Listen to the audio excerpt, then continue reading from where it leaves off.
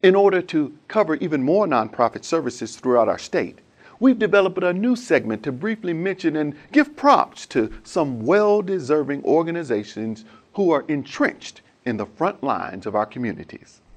All of these agencies are part of goodgiving.net.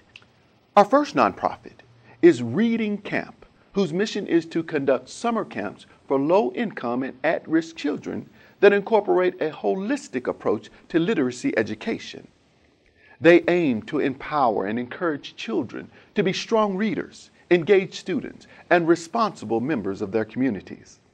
1 week of camp provides over 15 hours of intensive remedial literacy education, along with afternoon enrichment activities, which are incorporated into the literacy learning process.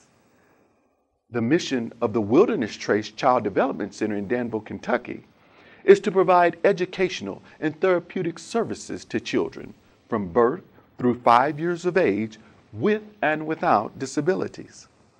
These high-quality intensive services and therapies in an inclusive and natural environment serve children from Boyle, Lincoln, Garrett, Mercer, Casey, Jessamine, and Pulaski counties.